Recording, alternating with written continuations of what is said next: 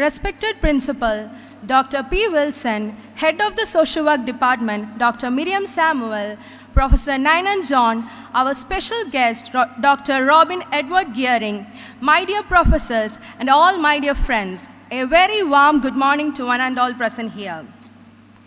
Every journey begins with a single step.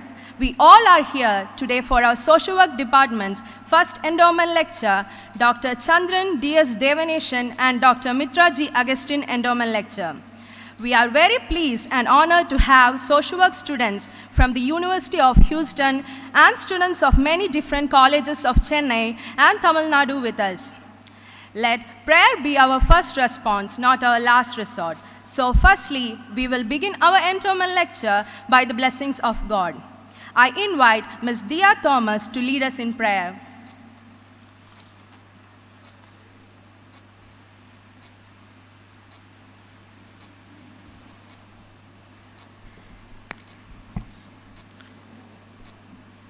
O thou, who in days past did put into the hearts of good men to found this college, for the imparting of sound learning, the building of character, and the spread of spiritual truth and knowledge of thyself. Bless our college and schools. May love, unity, and brotherhood be learnt here. May industry, uprightness, and courage grow here. And from this place, may there be sent forth continually a stream of men and women who shall serve thee faithfully in thy world. Amen.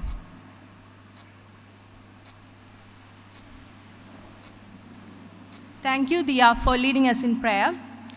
A smile is the universal welcome. So I am very happy to invite a person who always carries a beautiful smile, our head of the department, Dr. Miriam Samuel, for the welcome address.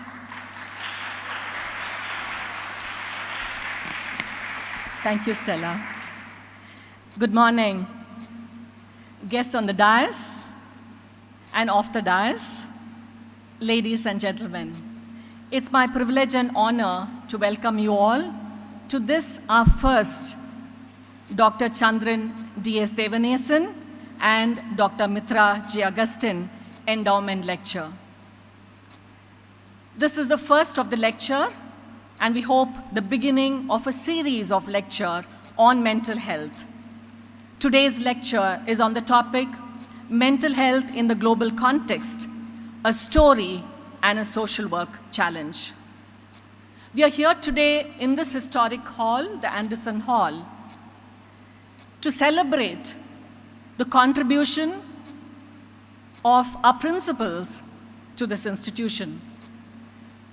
And Dr. Chandran D.S. Devanesen, the first Indian principal, was in many ways responsible for institutionalizing service, outreach into the academic institution of the institution and the University of Madras. And Dr. Chandran D.S. Devanesen, Dr. Mithra G. Augustine, who is here this morning, and I'm greatly honored with your presence, was responsible for writing the proposal for the Department of Social Work to the University of Madras with Mr. Nainan John, who is also here on the dais, getting it approved before he retired in May 1989.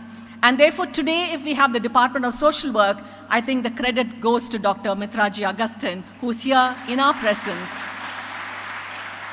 with his wife, Mrs. Beulah Augustine. And therefore, on behalf of the Department of Social Work and the college, I welcome each one of you to this historic day in the history of the department. Our guests on the dais, very especially our guest of honor, Dr. Robin Edward Gearing, from the University of Houston. He's the director for the Center for Mental Health Research and Innovation in Treatment and Engagement and Service. Dr. Prince Solomon is going to give us more details about him a little later. But Dr. Robin, we are so very happy that you accepted our invitation and that you're here this morning. And on behalf of the college and the department, I very warmly welcome him and request our principal to welcome Dr. Robin into our midst.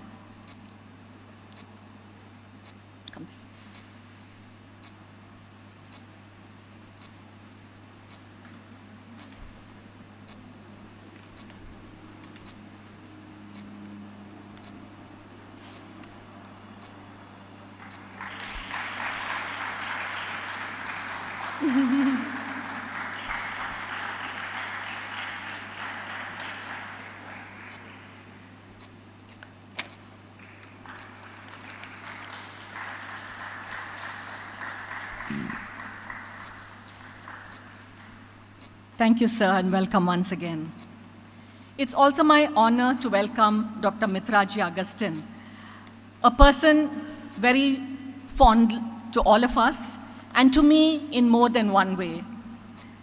As a principal of this college, and a person closely associated with the family, we very warmly welcome him, and I request the principal to welcome Dr. Mithra.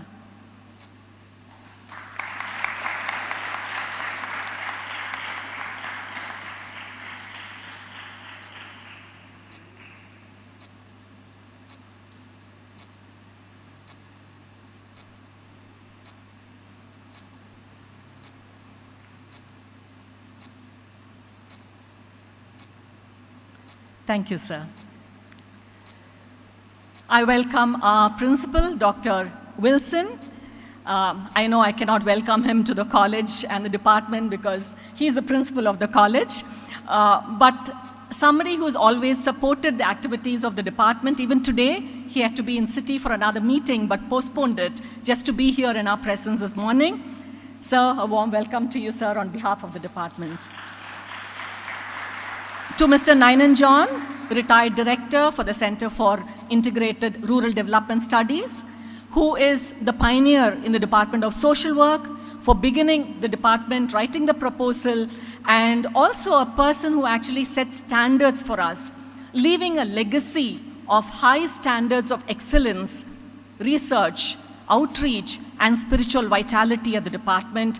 To Mr. Nainan John, a very warm welcome to you, sir. I was very happy to see Dr. Joshua this morning. Thank you so much. It means a lot to us to see you here. Beulah Auntie, thank you so much for being here, and a very, very warm welcome to you also. It's my duty to welcome our special guests this morning, the faculty members and the students from the University of Houston. Thank you so much for being here. A very warm welcome. We're going to have the rest of the day with you, and we do hope that we have a very meaningful exchange this morning. To all the participants from departments of the college, there were students who just saw the topic at the main gate. 2 students from commerce who have been troubling me saying, we are from commerce, but we want to attend this lecture. We have students from Madras School of Social Work, Vaishnav College, Psychology Department, and the Self-Finance stream, and the Self-Finance Social Work Department here. A very warm welcome to you and the other faculty of the college.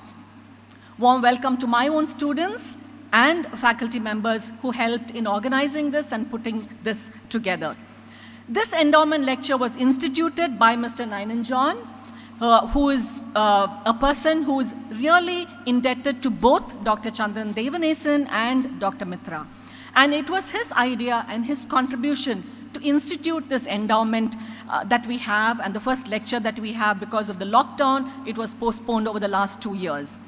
Both Dr. Chandran Devanesen and Dr. Mithra Augustine were closely associated with outreach and service in more than one ways.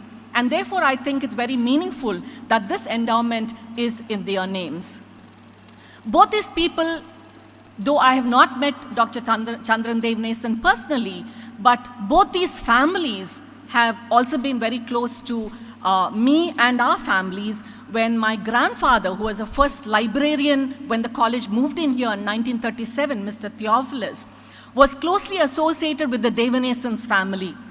And it's more than 3 generations of relationship with the Devanesen family, and therefore, very especially with his wife, Mrs. Savitri Devanesen, who ran an organization called Roof for the Roofless, very close to us. And a family that has been very closely associated with outreach and personally with our own family. And as I told you earlier, Dr. Mithra Augustine, somebody who's very close to us and our heart. The topic for today is very meaningful. We were having a long discussion before we came here with the principal also, and also understanding how in what has happened over the last 2 years with COVID and all the restrictions and the agony and stress that people went through, I think mental health has come to the limelight even more than before. And therefore, I think it's very meaningful that we have this lecture here this morning. And I do hope that all of us have an academically enriching time together. Welcome once again.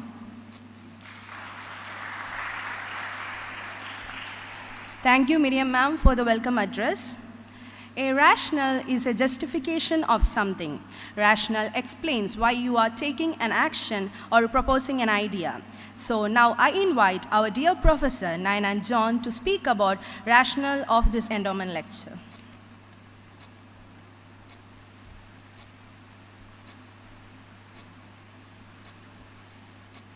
A very good morning to all of you.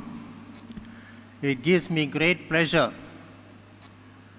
to explain why I instituted this endowment on the name of Dr. D.S. Devanesen and Dr. Mithra G. Augustine. It gives me great pleasure. In the year 1971, I was the college union chairman, and Dr. Chandran Devanesen told me, I have a dream.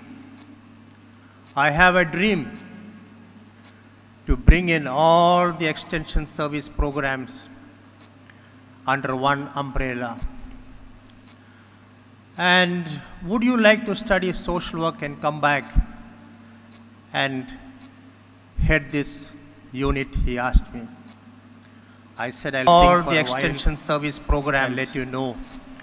Under one I thought umbrella. Over it, and I told him, yes, I'll do it. And Dr. Devanesen arranged an admission for me in Loyola College through Father Kuriakos, the then principal. And I went to study in Loyola College in the year 1972 to 1974 and come back here. And while I was a student of another college, I was a full-fledged resident of Bishop Heber Hall, where Dr. Mithra G. Augustine was the warden. A thing that you can never think of today in the college. I was very much involved with Dr. Devanesen as a student leader and as a normal student. Dr. Devanesen used to go for a walk in the evenings to the playing fields, meet all the students, talk to them. And he used to see me playing football on the field. And then on Sundays, he used to come to chapel. He used to see me in the choir. He used to see me serving as a deacon in the chapel. And all these things made him to ask that question, are you willing to take up this challenge? And therefore, little did Dr. Devanesen dream that, this little fellow whom I'm choosing will one day go on to be involved in establishing the Department of Social Work. So from the year 1974 till I retired, I was looking after all the extension programs of this college, because Dr. Devanesen felt very strongly that a full-time trained social worker must handle this particular program, and that teaching staff should really be involved in their teaching. And thus, I was part of this college. In the year 1986, that a full-time trained social worker, Dr. Mithra G. Augustine asked particular program. How and the teaching staff should really be involved in their teaching. Oh, you're going to be 40. And thus, better go to Germany. Part of this college. I said, go to Germany? Yes. In the year 1986, trained social worker, so Dr. Mithra G. Augustine asked Germany along with two other staff members. And the teaching staff should really be involved in that of the Department of History. Oh, you're going to be 40. And thus, and Dr. Better go to Annual Sundar Singh of the Department of Zoology. The year 1986, trained social worker, so he sent down a scholarship to Germany. In 1989, because Dr. Mithra G. Augustine was retiring in that year, I came back. Though I had one more year of scholarship available to me, which if I used it, I would have gone to the Asian Institute of Technology in Bangkok to finish an MS. But I came back before he left. And on April 8th or something, when I landed up here, I went and met him. He said, I have asked many people to write a proposal for the Department of Social Work. They are not done so. Here is a file. Please do it. And I had bought the first computer to college, I brought it with me from Germany. And we started typing the proposal on that computer. Within 2 weeks, I got it done. You should remember those days, we didn't have Xerox shops anywhere in Tambaram or in the neighborhood. I had to go all the way to IIT, where there was a Star Xerox shop there.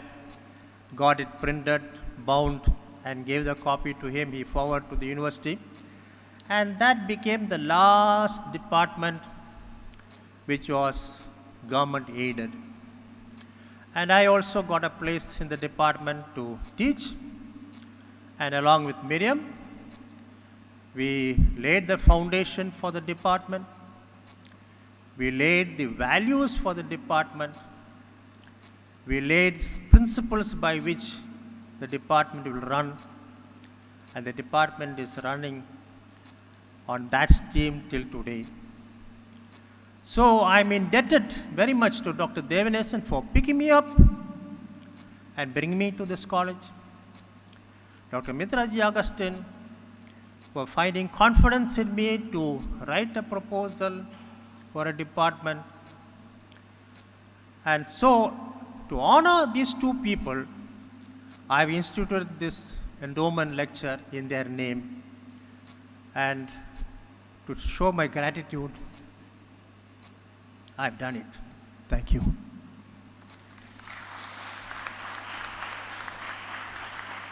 Thank you, Nainan sir, for the valuable words and enlightening us about the endowment lecture. We are so happy and honored to have the presence of Principal of Madras Christian College, Dr. P. Wilson. I invite our beloved principal to give the presidential address.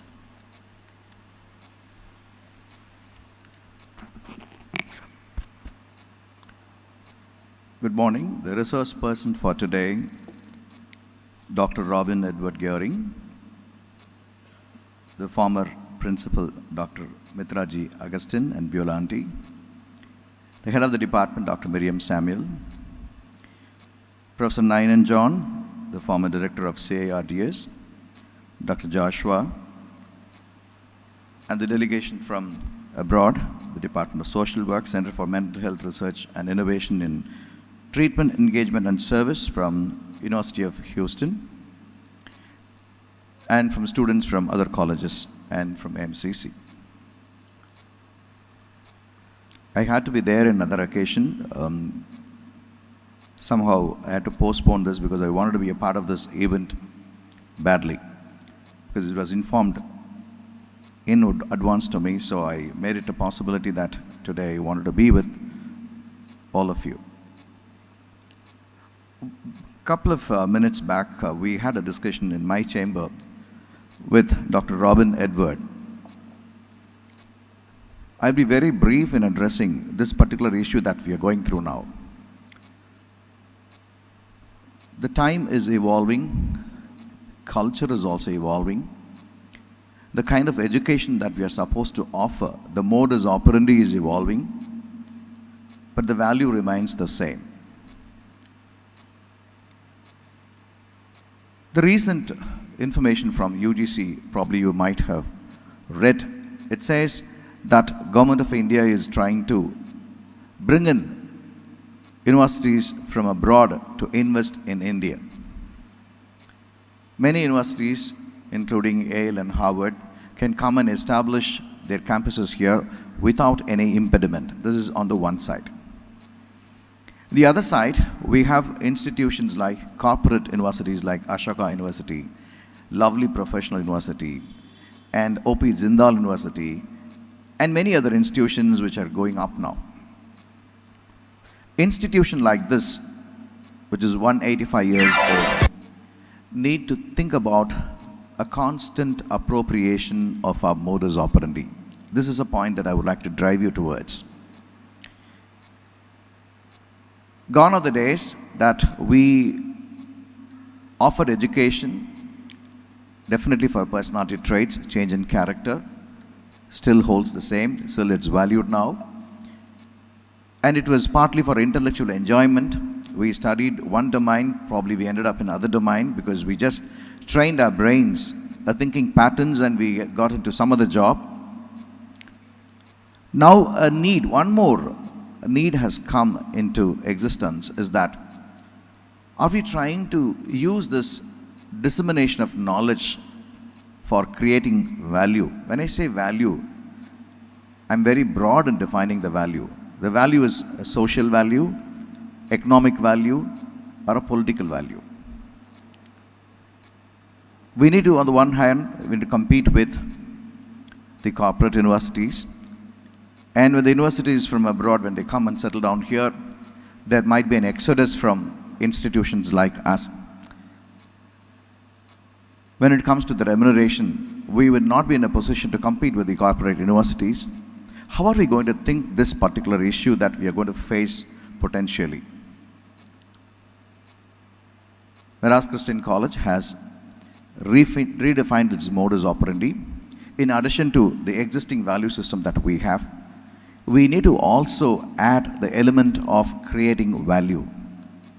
This value might be turning up as a political value that we are creating, that we can try to get ROI, some kind of returns of investment as a social value or social returns as perceptions for the college so that we can build our institution further amidst the competitions that are prevailing over here. Keeping this in mind as a part of our incubation ecosystem called MCC MRF Innovation Park, we have resolved to establish a center called Psychometric Laboratory.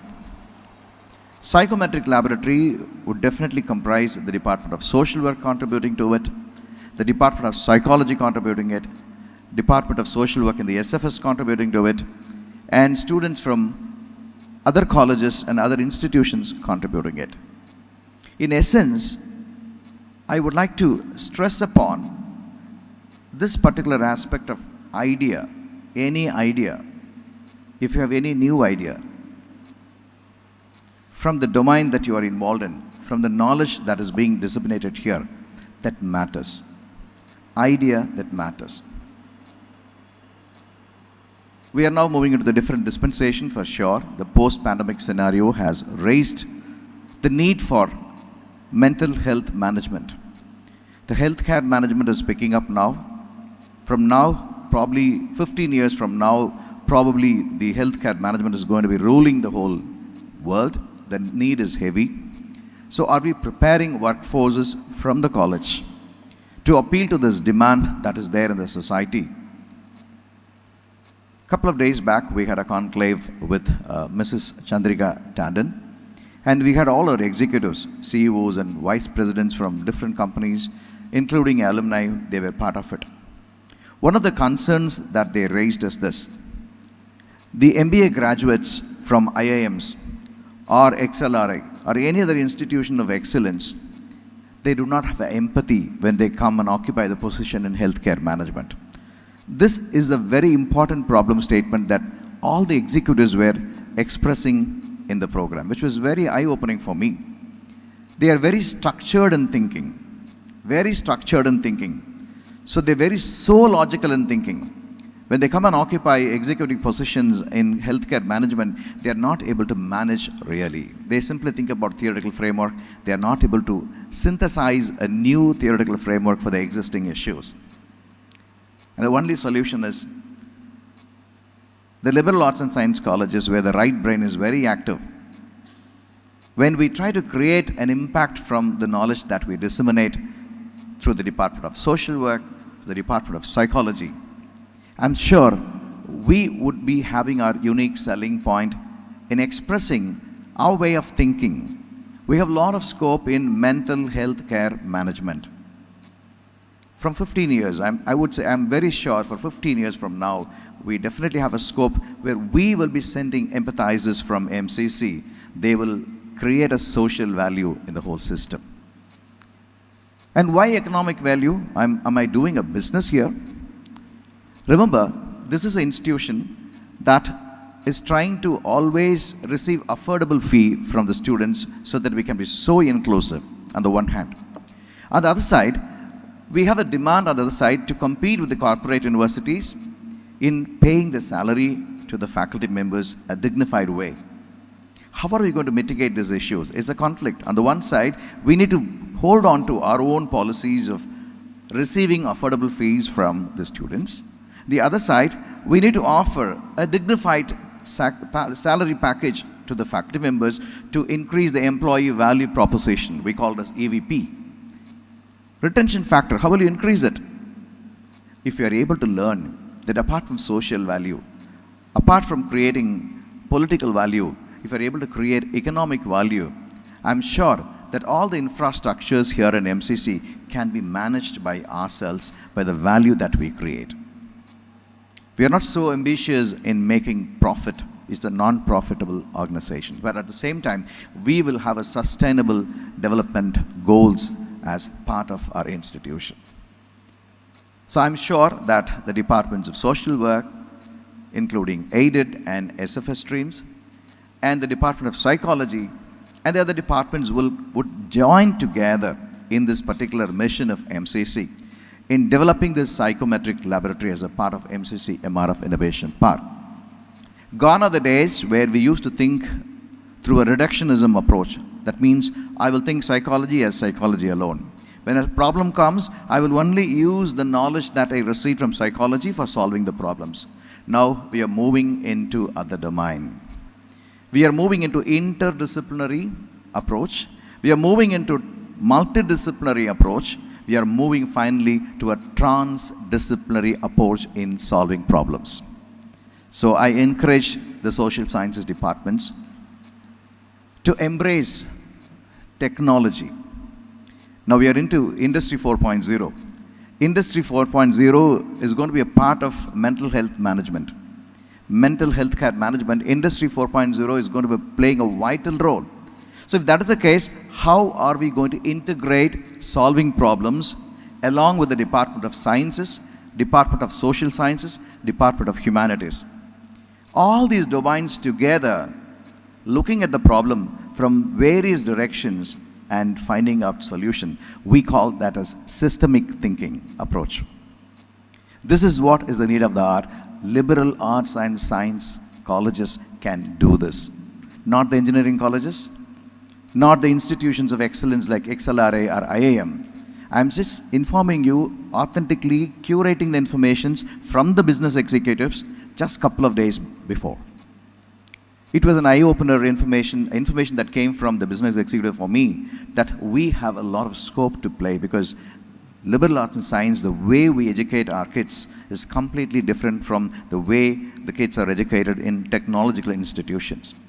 So I'm sure and I wish that the Department of Social Work will try to embrace and integrate multiple domains as part of its travel journey and try to look at the problems in a systemic way and would do great things in mental health management. I wish you all success. Thank you.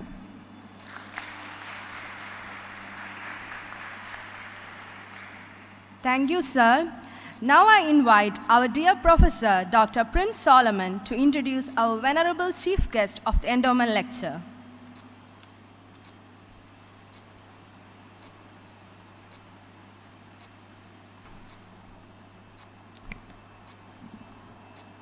It's my honor to introduce Dr. Robin Gearing. We have known each other for the past 4 years through the study abroad program and during my recent visit to the University of Houston in Texas. Dr. Robin did his Bachelor's of Arts in the University of Toronto and did his MSW in Wilfrid Laurier University and got his PhD at the University of Toronto. His current positions, numbering more than 4, at present he is a professor of social work in the Graduate College of Social Work in University of Houston, Texas. He is also the director of Mental Health Research and Innovation in Treatment, Engagement, and Services. He is also a clinical assistant professor in the University of Texas. This is to name a few. He has held several other positions, more than 10 other positions before what he is holding right now. At present, he has 8 current research projects, 7 research projects under review, 30 completed research projects, and received more than 20 awards and honors, and over 100 peer-reviewed journal publications to his credit. I'm giving only an infographic because I went through his CV. It ran into some 38 sites. So I thought I will read it for him. So I don't want to do it. So because of the paucity of time, I'm going to quickly give some more infographic.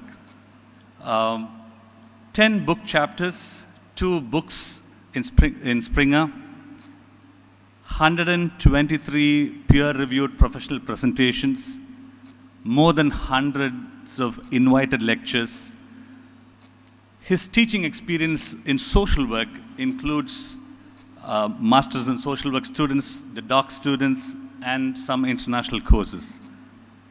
And to name a few which really caught my eyes, some of the courses that he has taught or is teaching still now: clinical application of DSM in social work, cognitive behavioral interventions, evidence-based practice for persons with serious mental illness, and so on. His clinical experience, along with his teaching, he is also a practitioner.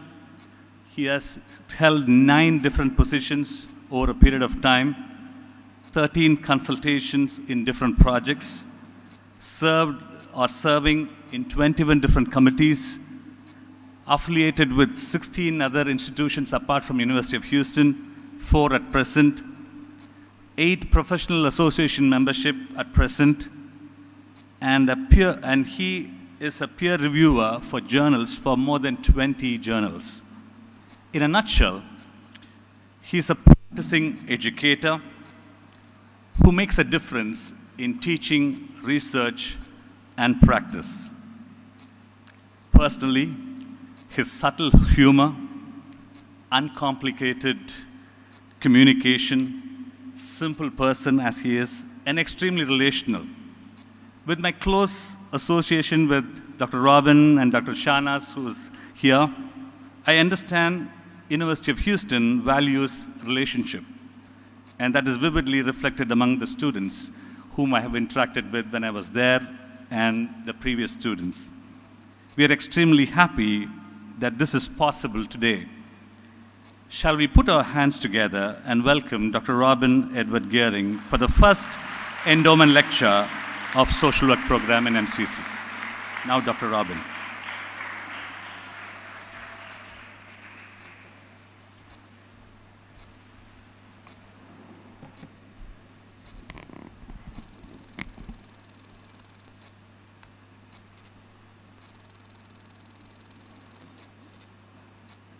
Thank you.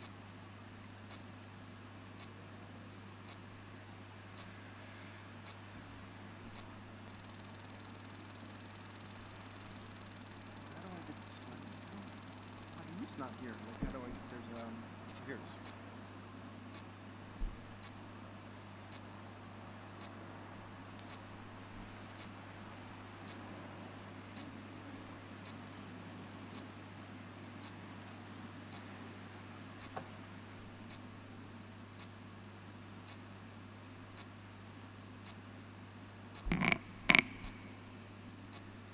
Thank you for having me come today. It is a great appreciation to be here.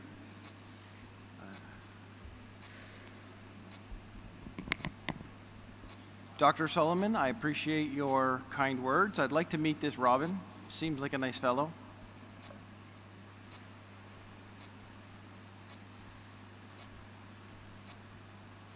And I certainly want to appreciate and thank everyone who's made this possible today. Bringing us all together from different countries and different colleges and different schools is certainly a testament of effort and highlights the importance of which social work is for India and the world. And today I'm going to talk a little bit about that. It's an honor to be here for Dr. Chandran, Devanesen, and Dr. Mithra, Augustine. Institution that you should be proud in. It does great work. It makes a difference, and it's important. And it's always been an honor for us to come here and share some time with you. And I certainly want to thank Dr. Miriam Samuel. She has always been a brilliant academic and researcher and a kind human when we come here and visit. Thank you.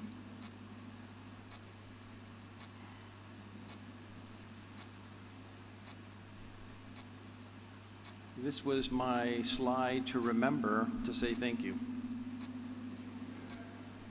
You check that off the list. So today,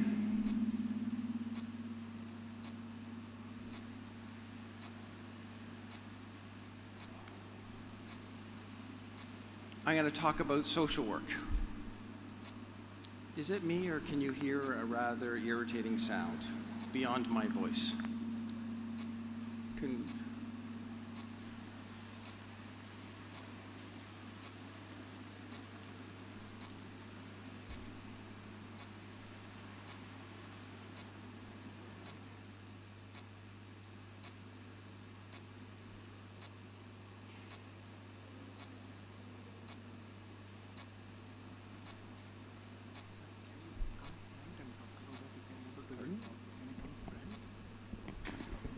Talk now? Front. Is this better? I understand this is going to be better. Better? The importance of social work is in the words. And the second part of social work is that work. This is not easy, but it's important. Normally, we don't work in offices. We work in communities. We work in agencies. We work with individuals on the street, in hospitals, in clinics. And that's important. So today I want to talk a little bit about social work, and I'm going to use 7 objects to guide my talk today. A pale blue dot, biryani, lotus flower, signs, bridge, goggles, and silhouette. And if you can keep those points in mind, that's what I'll talk about.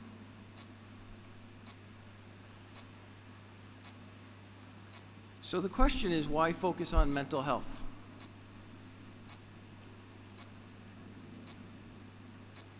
The simple reason is it's everywhere, and it's pervasive, and it's heavy, and it's human. And by not focusing on it, we make things worse.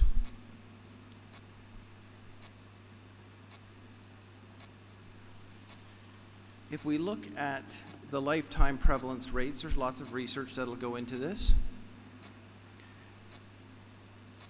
About 1 in 5 children will have a mental disorder, 1 in 3 adolescents, and almost 50% of adults some point in their life. It isn't a rare condition. That's like saying being male or female is rare. It is a constant human situation.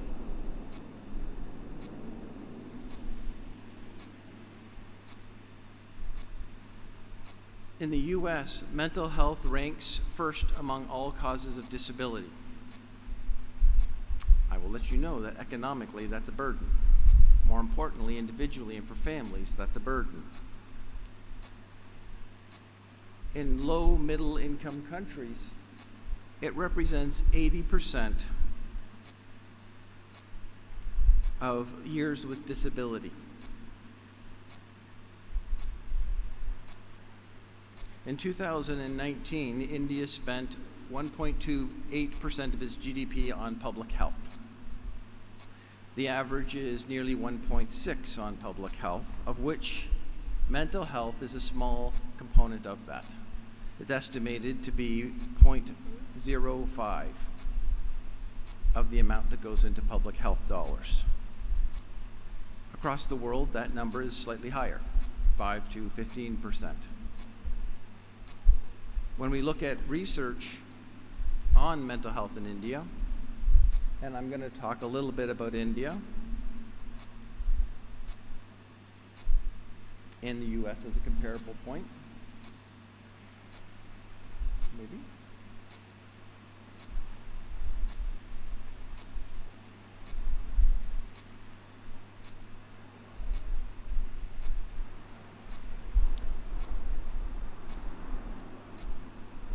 Millions of people are impacted by mental health disorders and mental health symptomologies in India. These numbers are low. They are higher than presented. Research is at it what it is. And we have seen an increase. I read a recent article that talked about a 5 to 20% increase in mental health symptomologies and disorders since COVID pandemic. In other countries, it is between 200 to 300% increase. Things aren't getting better, they're getting worse.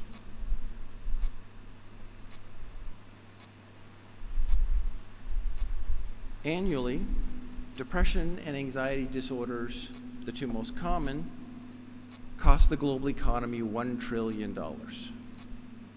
$1 trillion.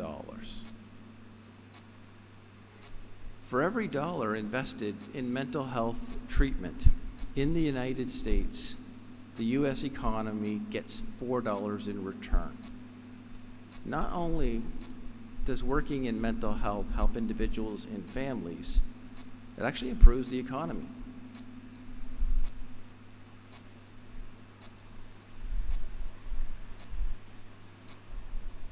It is estimated that it will cost $16 trillion between now and 2030. To give you an example, the GDP of India is 3.5 trillion. That's a lot of money.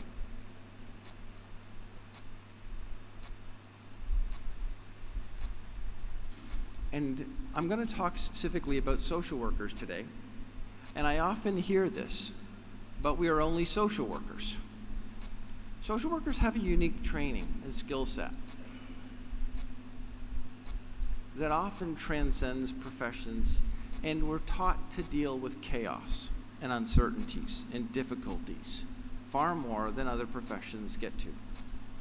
So yes, we are only social workers, but why we can make a difference is simply that.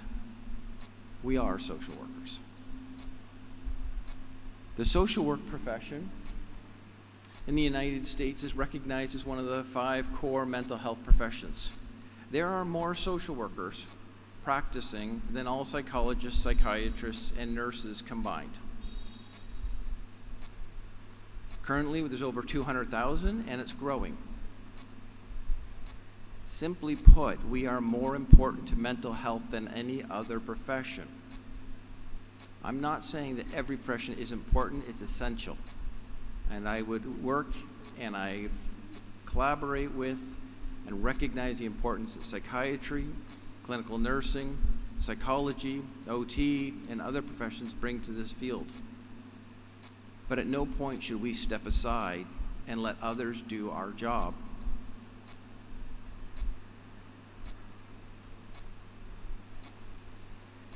In the United States, 65% of all direct practice in mental health is done by social workers. So another way of looking at this, we own this field, and therefore we must take a responsibility to advance it and care for it and bring in other professions and focus on the community and the individuals with these conditions and their families.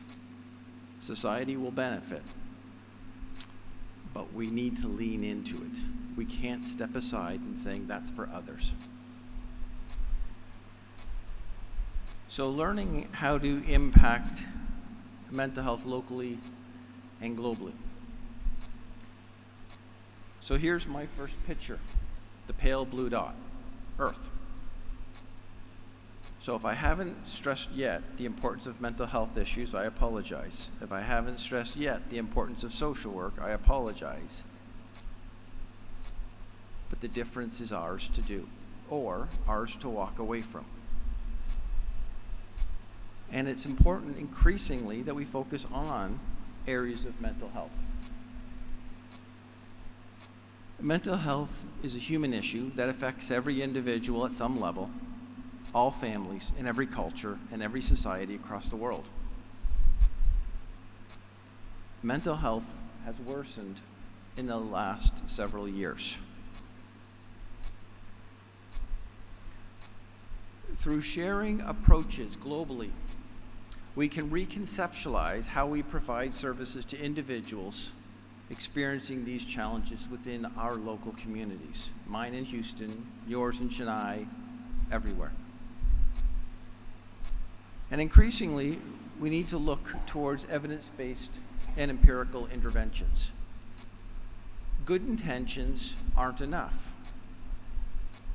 These are serious conditions that require serious science to be implemented in a thoughtful manner and a caring approach.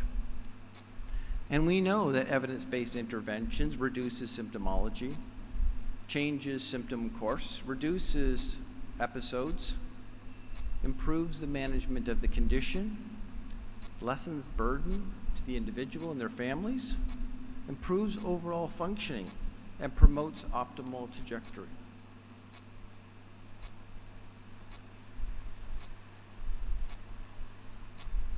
When we think of the mental health and who gets these services, it is low and has been low for some time. About a third of individuals in the United States with a mental health disorder actually receive formal treatment, which, if I do my math correctly, the majority does not. So if you're wondering, and we're acknowledging how important we are and the good work that we're doing, we are failing. We are failing our citizens, we are failing our communities, and we need to do more. I'm not going to talk about just the US. I wanted to highlight that this is a common phenomenon in every country. Research has shown that 10 to 12% of individuals with mental health disorder receive help in India.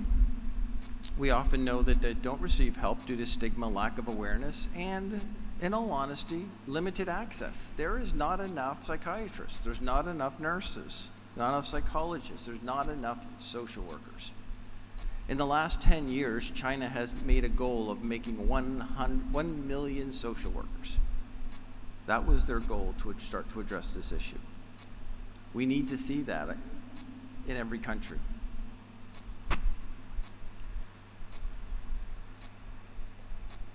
Now, the science of mental health intervention is just that.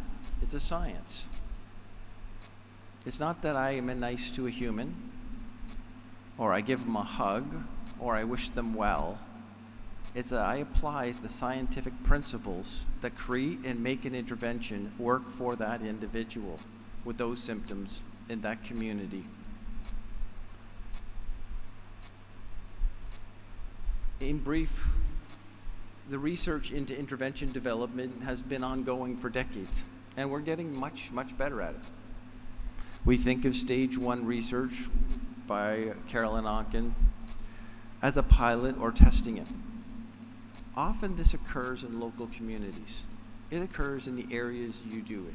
In fact, I've heard of wonderful interventions in India done on the ground where people say, what can I do to help this individual? And then we try to operationalize it in some way. These are how intervention design starts. We start to manualize it. We start to pilot test the feasibility of it. Leads to stage 2, which is an efficacy, where we start to evaluate the treatment across various settings. And stage 3 is what I'm going to talk about a bit more today. It's aimed at the issues of transportability of these approaches. How can I take what works in Tamil Nadu and take it to Delhi? How do we do that?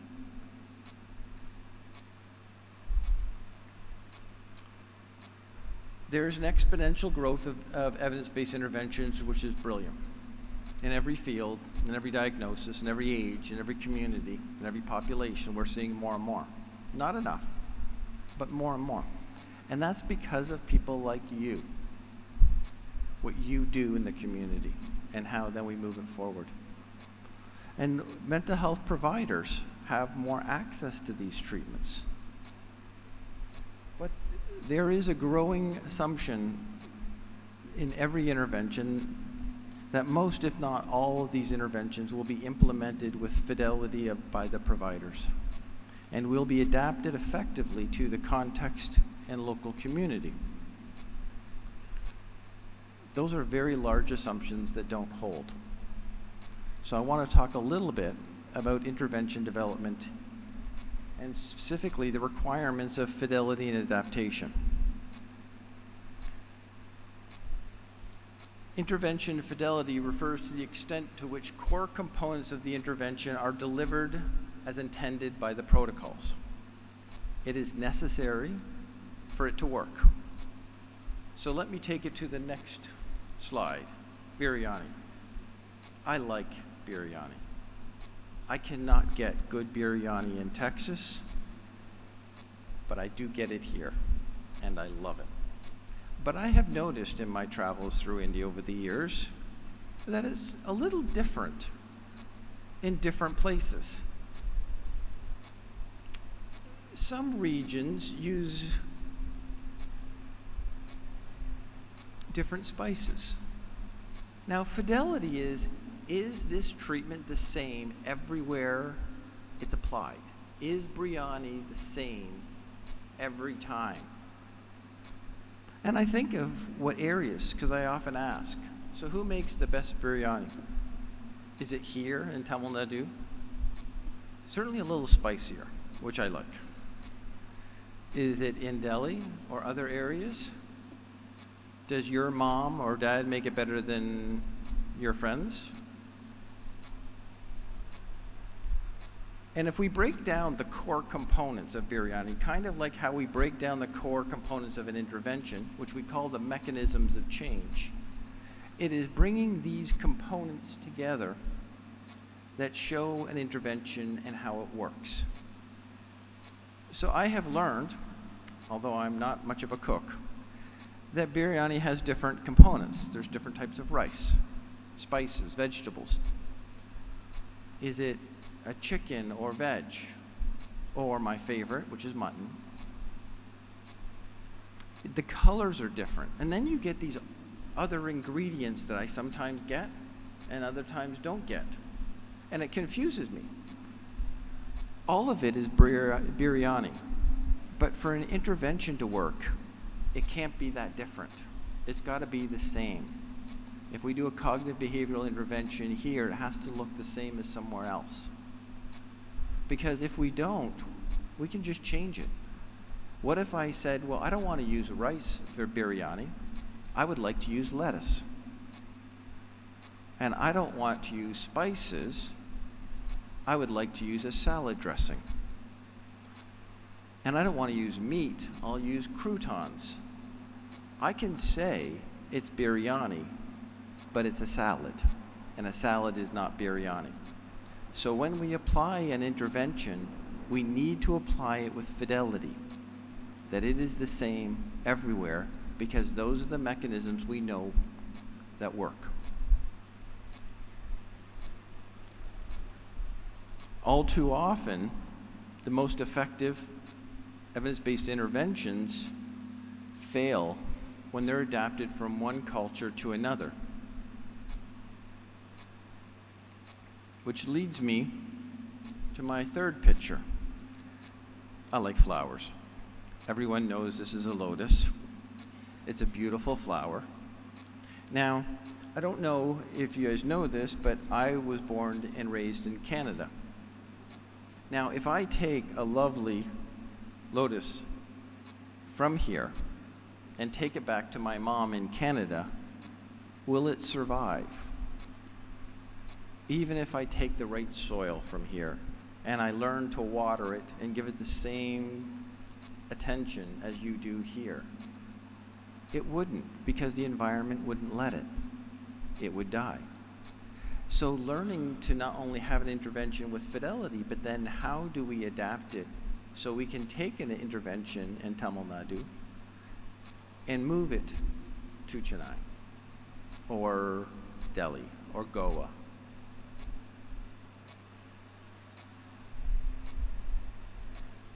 Some treatment manuals provide adaptation guidance, which sets parameters for variations of an intervention. For example, when to apply it to a specific population, a community, or a culture. Most don't. That's a failing in evidence-based intervention. And so we often have this difficulty between fidelity to the model that we know works, trying to adapt it to a new community, trying to maintain a sense of fidelity in the new community, trying to adapt it, and this constant struggle continues. But without paying attention to it, the intervention is a salad and no longer biryani.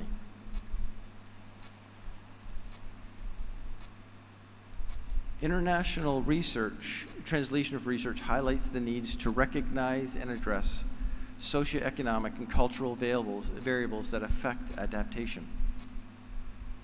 And they are different everywhere. And so how do we recognize that and incorporate it? Because we can't just take the lotus flower from one country and drop it in another. So some cultural differences.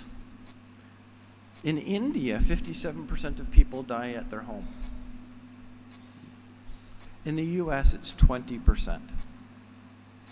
In Japan, it's almost 80%. If you're looking at interventions around this issue, it would look different in these communities based on this one cultural factor. When we look at mental illness, it's often seen as a personal failing in India and in other countries. In the US, we often see it as biological or psychological. In the Middle East, it's seen as spiritual or religious. Again, how you adapt an intervention to address somebody with depression would need to change.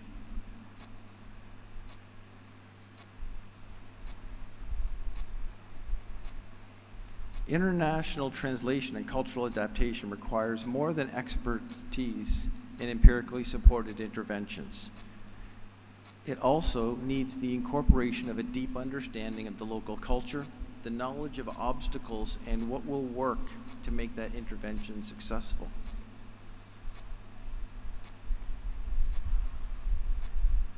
Facilitating cultural adaptation and translation means you need to effectively partner with intervention expertise. If you're developing an intervention for Chennai and you're going to take it to an indigenous community, it won't work unless you work with the indigenous community. We need to identify the barriers and promoters to that treatment implementation that will look different in each community. And we need to include research, community, and clinical recommendations from each community. Cultural differences, or cultural influences, many aspects of mental illness. How we communicate about it, how we talk about our symptoms, how we define coping strategies, how family and community support us, the stigma and judgment that others provide to us, and our willingness to seek treatment. So I'm coming to slide number 4, signs. There's 2 signs I wanted to show you. I took this picture in a psychiatrist's office here in Chennai. And I had a wonderful conversation with him. Brilliant fellow. And it says, do not stop medicines without doctor's advice. And he'd point to it and tell his patients to keep doing it. That would not work in the US at all. We like to have a negotiation. We like to discuss it. We want to see if it's going to work for us, how it's going to work. In India, I understand that being a doctor holds a certain position in society. I'm not going to say godlike, I'm just going to say a certain position. And so using and accessing that community cultural belief structure could be advantageous. This sign was put for the very best of intentions, and it works. Here's my second sign. I'm not sure if you can see it. It's a shooting star. And the reason I'm showing you a shooting star is I'm going to talk about a community, Gunung Kidul, of 2 million people in Indonesia. Indonesia has a low suicide rate in comparison to many countries. This community has an astronomically high suicide rate. In fact, impressively high. Why does one community of a few million people in a country of over 150 million have such a high suicide rate? So they went and asked. And there is a cultural belief in this area that if an individual sees a shooting star, there will soon in the near future be a suicide by someone you know in the direction of that shooting star.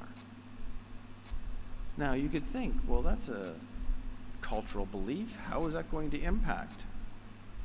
Well then, suicide within this belief is connected to fate. And it's a preordained tenet or belief. The idea that suicide prevention seems impossible. How can you change fate?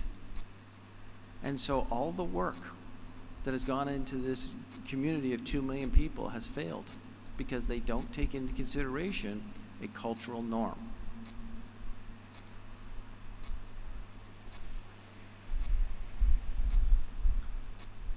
Many of you are familiar with this study that was done in India, and I just want to highlight some of the belief structures that it highlighted to me. And I will say, in every country I've seen, in every community I've seen, there are very unique belief structures.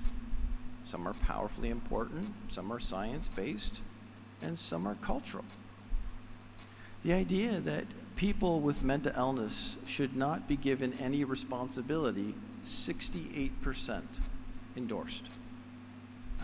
If you remember, 46% of adults sometime in their life will have a mental disorder, whether you diagnose it or not. So half, most diagnoses are treatable.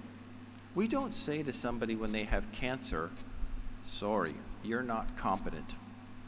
We treat them, they get over their cancer, and they go back to what they're doing. Mental health is no different. We identify it, we treat it with an evidence-based intervention, and they move on to as a full life as any of us can have. One of the main causes people thought of a mental illness was self-discipline or willpower. Again, think of how this would work with cancer. Like, do we go into hospital rooms where someone has been diagnosed with a stage 4 cancer and just say, snap out of it? Just show some willpower, get out of bed? That's inhumane. It's inconsiderate, and it's wrong. Yet, it's a common belief everywhere, because sometimes mental health disorders are not understood. 41% said sitting or talking with a mentally unhealthy person could negatively affect the mental health of a healthy person. I mentioned earlier that I like mutton biryani. I have many friends that are vegetarians. If I sit beside one of my friends who are vegetarians, I do not become a vegetarian. I still like meat. If I sit beside somebody who has green eyes, my eyes don't change to green. And if I talk with somebody who has a mental illness, my state doesn't change. And in fact, I might find the skills I've been trained with will improve who I am, and maybe them.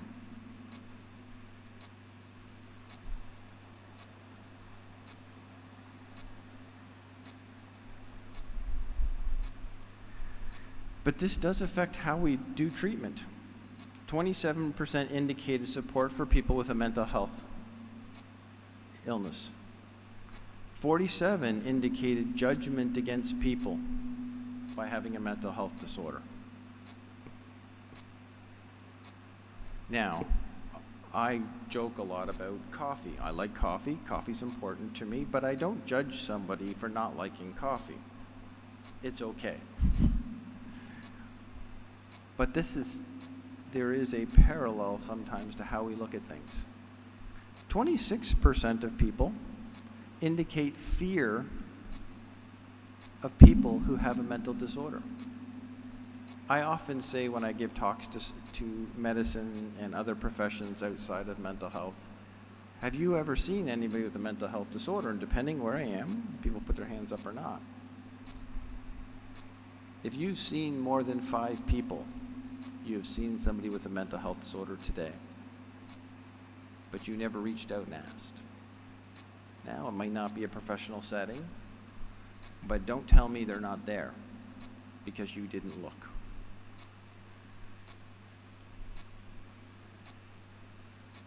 I'm going to give you another example of public stigma regarding individuals who experience schizophrenia. I've done a few studies in different places, and I looked at China. And overall, individuals with schizophrenia were less likely to be accepted or befriended by another. And they were expected to be received poorly by their larger community, which we call community stigma. And they are not perceived to be capable of change. None of this is correct. But it's understandable. We know what we know. We have beliefs. We don't shine science on them. Beliefs kind of rule the day.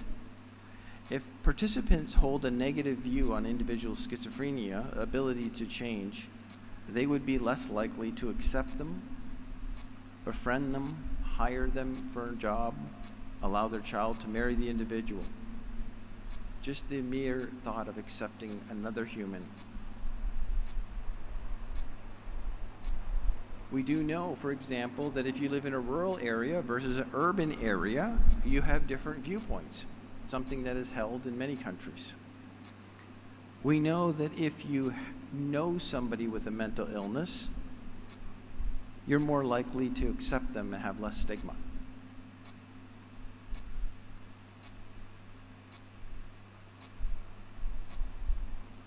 I've done this very similar research in Latino communities in the US and Mexico.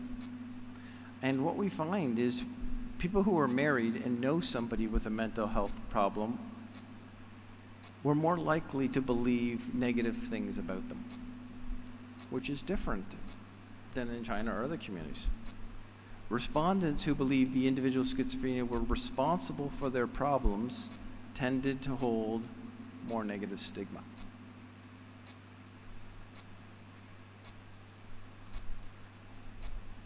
Conceptualizing the problem as being related to a physical health issue, which is very common for mental health. We talk about it as physical instead of mental health. Changes how we view that individual. All of these beliefs, attitudes, assumptions are different in every community. So when we think of bringing an intervention into a community, we need to know what they are, and we need to work with them to better ingrain or have that lotus flower grow.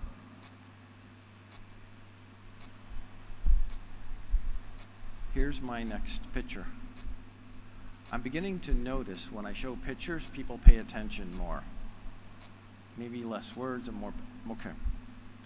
This is a bridge. You can't see the other half of the bridge. And this is often how adaptation works to local communities.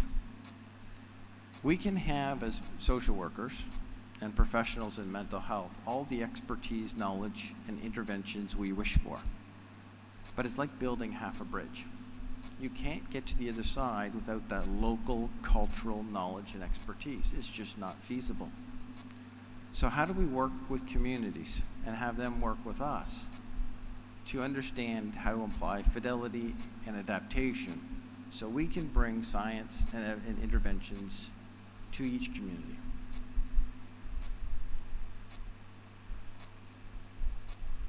Bridging expertise in mental health models with expertise in local and cultural context is essential to adapt from one country to another, from one community to another, from one region to another.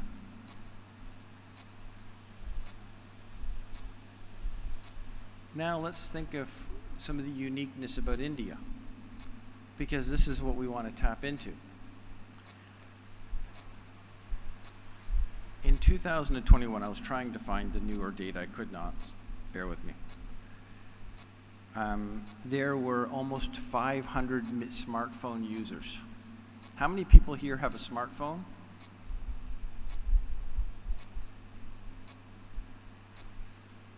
Think of the interventions that are being developed across India. I've heard many brilliant ones, using the digital divide, using technology. Instead of individually seeing individuals where we don't have enough social workers, psychologists, and psychiatrists, we start to maximize that through technology, through cell phones that can reach into the rural communities. Many countries don't have this. You guys do. And there's been some brilliant interventions that are being developed using cell phones. In India, there is a pretty important component of how the family is viewed. Again, that is different in many cultures. The family is an important institution here, and that plays a central role in the lives of most people. So, and people, we know from research, tend to act in their best interest in the family. So adapting interventions to include family would be far more important here, and has been shown in interventions than in other places. And the other interesting phenomena that I've been seeing in the last 10 years in India is the use of lay providers. There's only so many social workers, but one of you can train a dozen or 2 dozen or 10 dozen lay providers, and your effect becomes exponential. And so how do we look at interventions and say, how do we bring it down so the lay provider can do it and not just a mental health professional?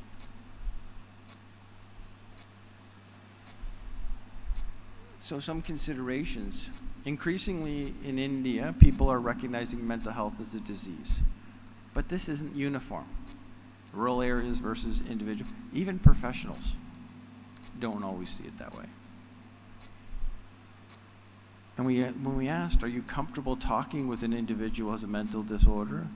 The numbers change. Maybe in urban areas, rural areas, they're not seeing it as much.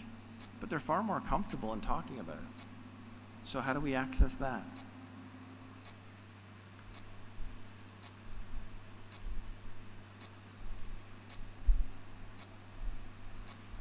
The burden of mental illness across cultures has increasingly led to adaptation and translation of evidence-based intervention across different communities and populations.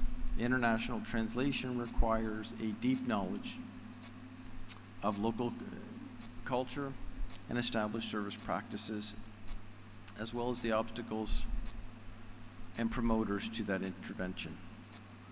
Future research into cultural adaptation is needed, as cultures are no longer locally in one area. We have in the United States millions and millions of people who were born and raised in India. How they view mental health, how we adapt an intervention designed here to Indian Americans will be different because of the culture they're in, the larger context. And understanding that India seems very different to me at times when I'm in one area to when I'm in another. And how do we figure out how do we adapt those? Now, the brilliant thing about humans and mental health professionals is we can take interventions, those mechanisms of change or elements of Biryani, and make it better. This brings me to my second last slide, or picture. These are Anand Tater's goggles. Just in case you don't want to know, he started developing this in India as a high school student. And he's developed it now through various editions. He took technology from the US and other countries and said, how do I work it with rural communities here in India? And he developed these goggles that use 2 ultrasound sensors and infrared, and they help people who are blind. People who are blind can walk around rural communities in India because someone adapted technology here. That's amazing. Think of what if we all started doing that to a bit more.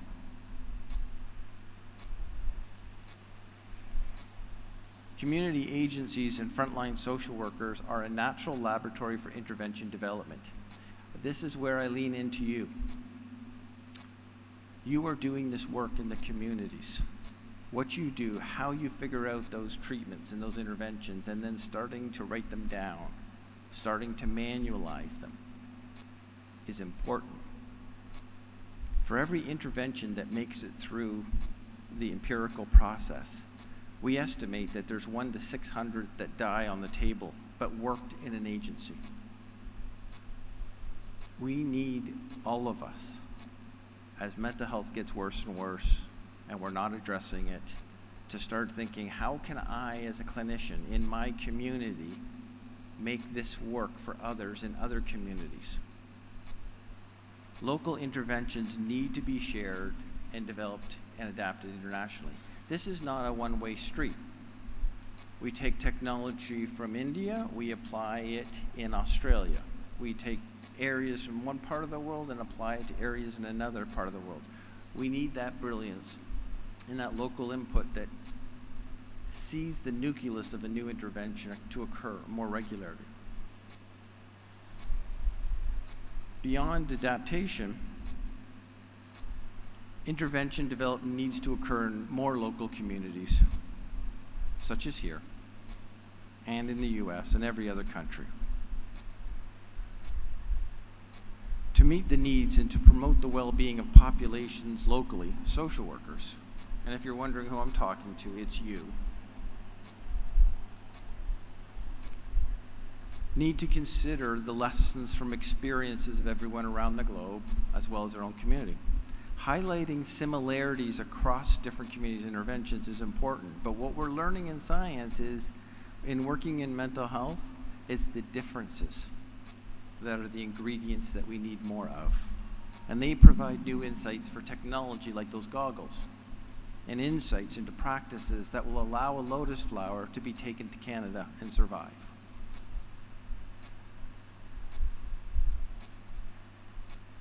This is my last picture, the silhouette. And I'm highlighting you, to which much is given, much is expected.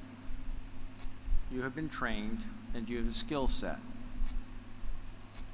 Social workers are going to be the future of mental health. Each of us, in our own way. We don't need to step away from it. We certainly need to work with other professions, but we need to lean into it. So my question, what are you doing? Because in a few years, some of you will be standing where I am, or in other communities talking to other people. And believe me, we need you. Nelson Mandela famously said, it is in your hands to make a better world for all of us to live in. Far be it from me to say he didn't complete the sentence, but with that being said, I think he missed some key words. Social workers, it is in your hands to make a better world for those who live in it. This is our challenge. Thank you very much.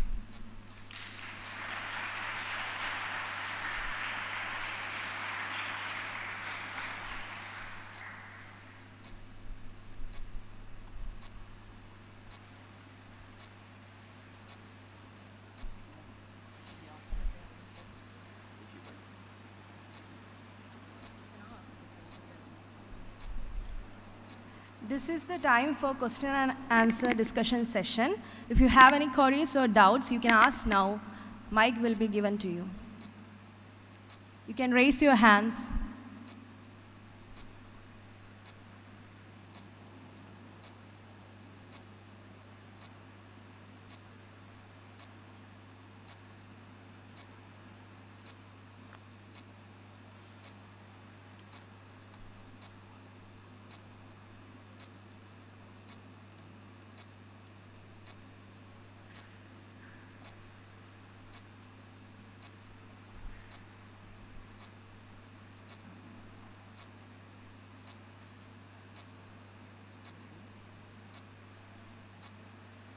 Can I?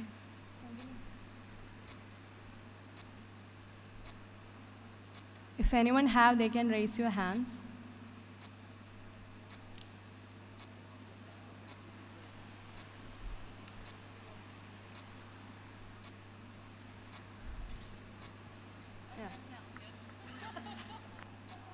Hello. So my question is, what would you recommend us is the way to gain deeper understanding of local cultures when we are, if for example I am placed in some other country, how would you recommend me, what would you recommend me to do to gain an understanding of their local culture and how to implement it? Some tips, if you could give.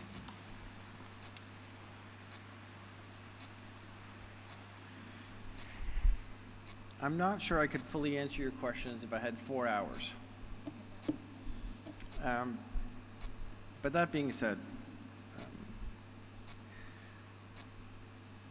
I'm a Canadian that lives in the US, currently in India. What do I know about anyone's culture? Not much. But I do know that others do. And increasingly, when we look at community participatory research that incorporates individuals from the community into the research process, that becomes more and more important. So in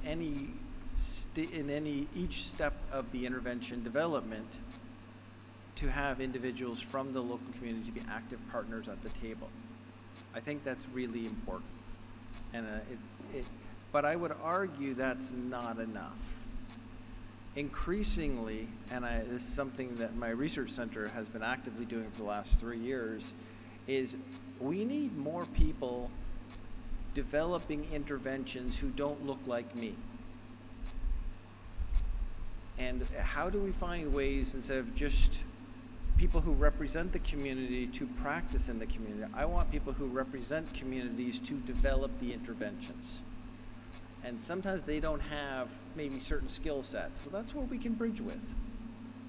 And I think, increasingly need to have and develop researchers from each community.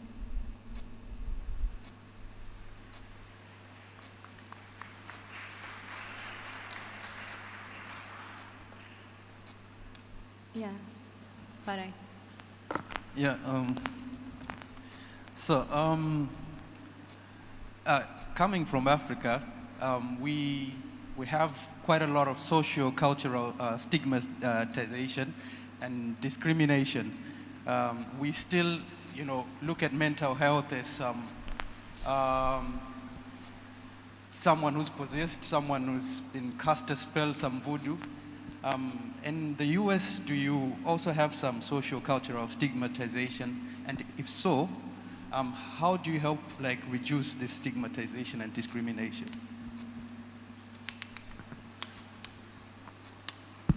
That's a great question. I don't know any community or culture that does not have stigma. It might look different in different areas and different places. I was just in Ghana doing research, and we were looking at witchcraft and mental health. Not a topic I might look at as much in the US. But stigma is long pervasive. And it's understandable. It is easy to judge another for having an odd belief structure, like people who don't like coffee. But we try not to. And if we try to understand why do they have that belief, we are more likely to be able to either incorporate that belief or adapt the intervention to be sensitive to that belief structure. Some beliefs, and I gave some examples within different communities, are heavily entrenched. So we can say how backward someone is or how odd this belief structure is. In the US, there's a lot of odd beliefs. A lot. But I will say that about every community. There's a lot of great beliefs. So it's really, be mindful not to judge that individual for having those beliefs and to work with them over time and try to incorporate some elements of those belief structures into the intervention.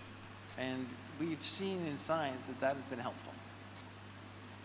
If you want more specific examples, I can talk to you more individually on some areas in Africa.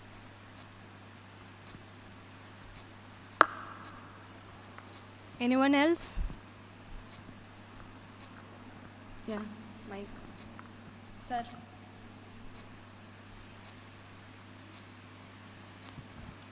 Hello, sir. The shooting gun culture in US is something very specific to US. It is not taking place as much as in US like Canada or UK or other European countries.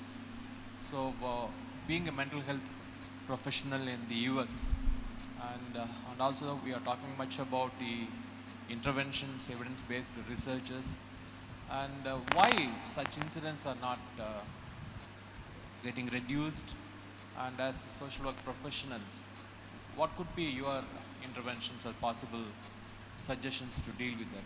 Because when I think of the shooting in US, that is not, and again, that is most pervasive among the school-going children and adolescents. Okay, so as social workers, as social work institutions, what should be our interventions? Thank you. I'm having difficulty hearing a little bit. So I think you talked about shootings. Okay. Yeah, it's a problem. And not a little one. It's a significant problem. Sometimes there are larger cultural issues that have a play. We know, for example, that if you reduce the driving speed limit, it will save so many thousands of lives in each country. But we make a determination that our economy is more important at driving at a certain speed, and we're willing to sacrifice those lives to do it. Nobody stops to think about that. I don't know if people stop to think about that in India. They don't really stop to think about it. But in every country, we know at each kilometer per hour, so many people would live or die. But the economy has to grow, industry has to move, people have to move, so we make a decision. Those bigger ones are often discussed less. In the US, the larger belief structure around the Second Amendment is very powerful. There are multiple ways countries have been looking at this. There are many Western countries that have removed guns or elements of guns. There's been ongoing talk in the US about that. Although I'm a citizen of the US and citizen of Canada, I don't have the wisdom to tell you how this issue could be resolved, other than on each mass shooting I die a little bit more. But I don't, just because something is hard, it doesn't make it not important to do. And so we see social workers and other mental health professionals looking at a number of different domains. Can we do background checks? How do we look at schools? Maybe small drop in the bucket issues, but each one has a difference over time. Some of the larger, how do we make a larger transformative change? I will leave it to some of the next generation here to make those thoughts.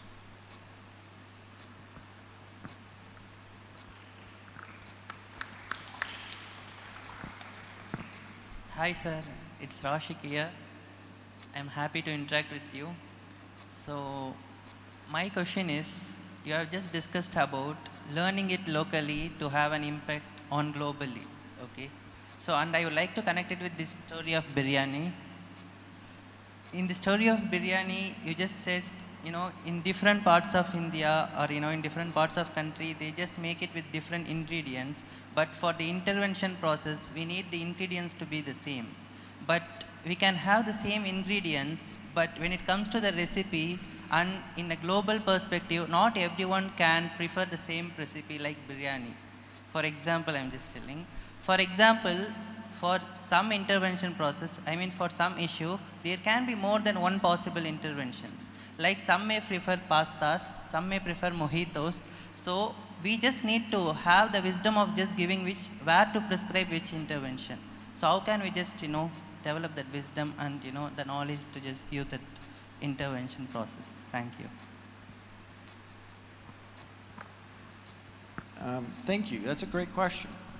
The tension between adaptation and fidelity means that if we develop an intervention called biryani, just let's say, Everybody who eats biryani will be cured of all illnesses. We can adapt it in different communities in different ways, and then we retest it to make sure it works. Because a lot of times those adaptations don't, when in other times they can work. So it's not just making the change simply. It's okay, there is a scientific process on how we make the change within the local community, and it almost becomes a biryani 2.0, a new intervention based on the core components of biryani. Sir, I have two questions. My first question is, do you think that culture has an impact on mental health of people within the culture? Shall I give you my second question now or after you answer this? I want to see which question is easier to answer. Okay. My second question is, do you think that any kind of faith or belief has an impact on coping with mental health?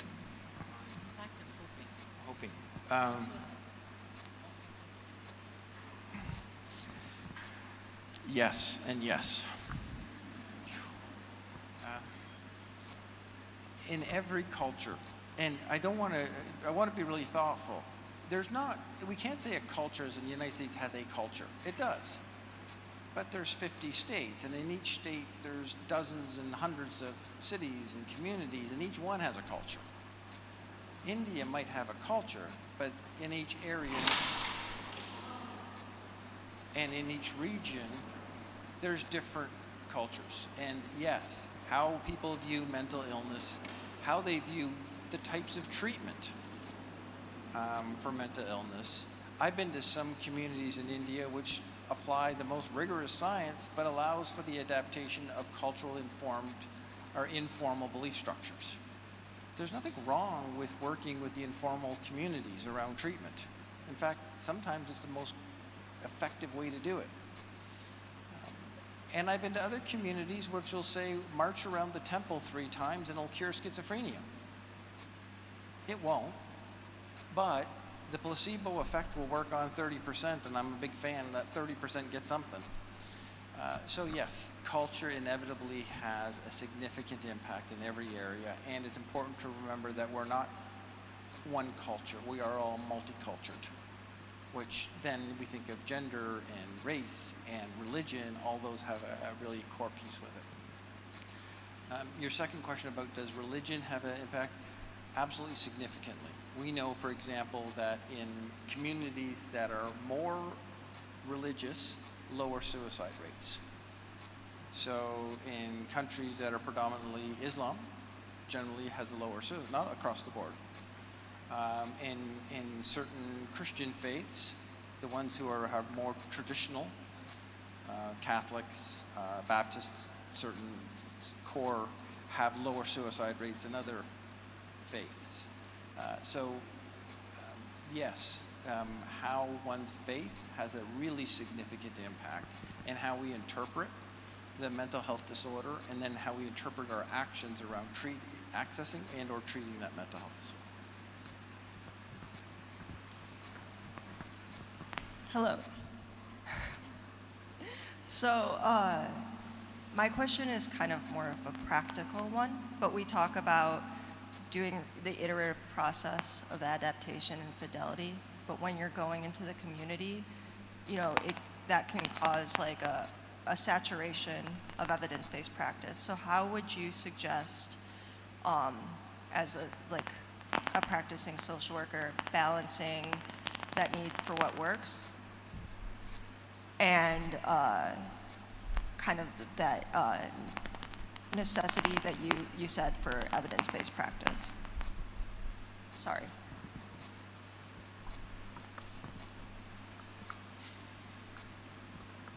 I'm not sure I would, most of your question makes almost sense. I'm not sure there's a saturation anywhere of evidence-based interventions. We don't have enough.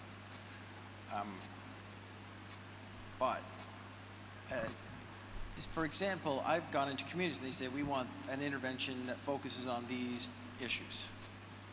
And so what I will do is I will generally often go to the literature to find out what has worked in similar communities, what has worked on those conditions, and then I present the ingredients. those mechanisms of change and say, here they are, this, and this. Which ones in your community resonate? So then the community can say, well, we like these elements of parent management training, but we don't like this element of dialectical behavioral therapy. And then that allows for pulling together what has a greater likelihood of working in adapting it to that community. The second component is, I have found that most communities are pretty brilliant at what they do. And if you ask them and find out how they've been treating something, you will be able to connect it to certain mechanisms that they're already doing. And by bringing those together, sometimes that actually has a richer impact because the community says, well, we've been doing this. Correct. We're just going to put a few of them together in a slightly different way.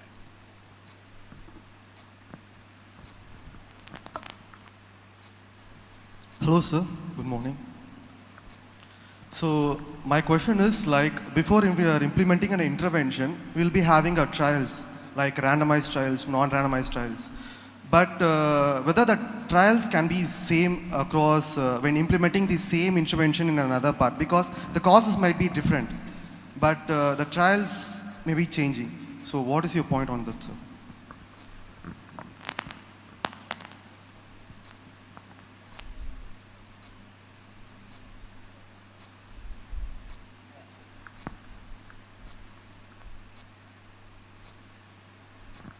Yes. We often call it a dismantling design, where you take the main ingredients and you find out which are the most important ones. Do we need to have all of them? If I can help effectively treat somebody over 10 weeks, maybe I could do it over 2 sessions on a telephone. And so we try to find ways to distill those elements. And you can have it at different communities in different ways, and often you'll see a 2 or 3 or 4 arm trial. But I don't want to get caught up just on that part. That's stage 2 and stage 3 of research.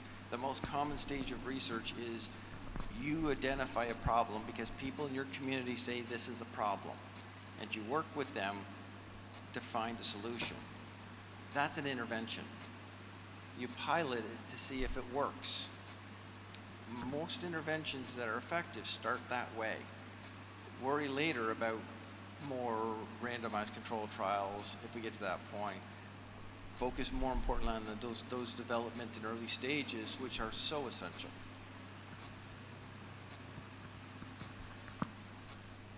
Now we can have one more last question, then the speaker will be here. You can ask that time, refreshments time. Good morning, sir. It's a great opportunity for us to interact with you. So my question is about the culture and faith. So in India, the culture and faith plays different roles, like negative and positive, both roles. So have you ever felt any difficulties during rationalizing the people regarding the negative roles that the culture and faith plays? Do you have any experience to share with us?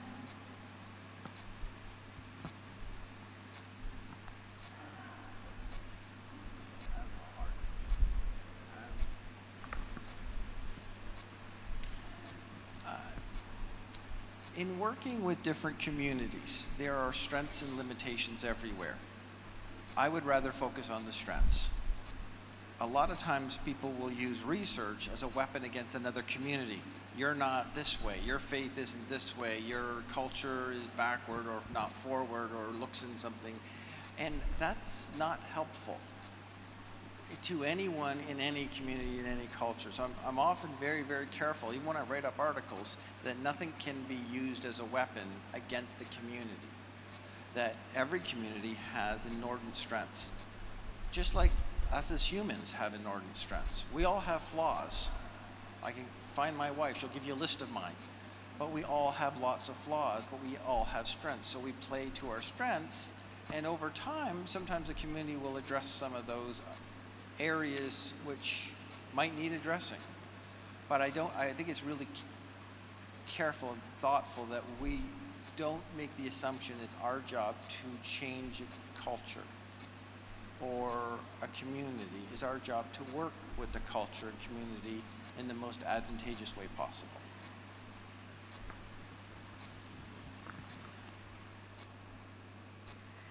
Thank you. Hello. Thank you, Dr. Robin Edward Gearing, for the session on mental health in the global context. Thank you, sir. There is always something to be thankful for. Gratitude is the healthiest of all human emotions. Gratitude brings happiness. So I invite Mr. Joshua Thomas to convey the vote of thanks for the event.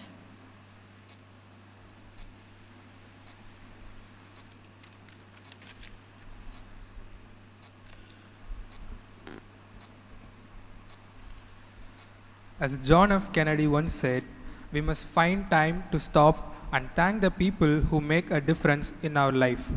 So, a very good afternoon to our honorable chief guest, respected principal, the department head, faculty of the Department of Social Work, other dignitaries, and my dear friends. It's my privilege to have been asked to extend the vote of thanks for this auspicious event. First of all, I thank God Almighty for His abundant blessings today on the Department of Social Work for bringing this event to a successful end. This is a momentous day in the history of our department to have hosted Dr. Chandran D.S. Devanesen and Dr. Mithra G. Augustine Endowment Lecture for the first time. Therefore, I extend my warm gratitude and compliments to our chief guest, Dr. Robin Edward Gearing, Director at the Center for Mental Health Research and Innovations in Treatment, Engagement and Service, University of Houston, for delivering the endowment lecture today. We have been enlightened from this lecture as you have emphasized on the importance of mental health on a global context and the challenges in social work practice. Thank you, sir. I thank our principal, Dr. P. Wilson, for being an inspiring personality and for delivering presidential address for this day. We thank the department head of social work, Dr. Miriam Samuel, for spearheading and taking this endowment lecture forward. Thank you, ma'am. I also express my heartfelt gratitude to Dr. Mithra G. Augustine. Thank you, sir. We are so happy to have you here. The Department of Social Work is grateful to our former professor, Nainan John, and former director of Jonathan Callahan Center for Integrated Rural Development Studies for his support and presence since its emergence. Today, we thank you for delivering the rationale of endowment lecture and also for your exceeding contribution for this endowment lecture. Thank you, sir. My heartfelt gratitude to the college administration for permitting us to use this venue and live stream this event, as well as the bursar for aiding us in the finance. Much thanks to the Institute of Mental Health Kiel Park and the NGO Rehoboth for your supports and efforts in putting up the stall on this day. I now would like to extend this vote of thanks to the faculty of the Department of Social Work, Dr. Prince Annadurai, Dr. Prince Solomon, Dr. Sudarshan, Professor Johanna Samuel, and Dr. Mahesh Priya for enabling the students to work as a team and constantly motivating us to this end. I thank the participants from various institutions and students from the University of Houston for accepting our invitation and making yourself available today. Thank you so much. Finally, I thank first and second postgraduate students of the Department of Social Work, my friends, for their unfailing support, help, and immense hard work in making this program a successful one. Thank you all.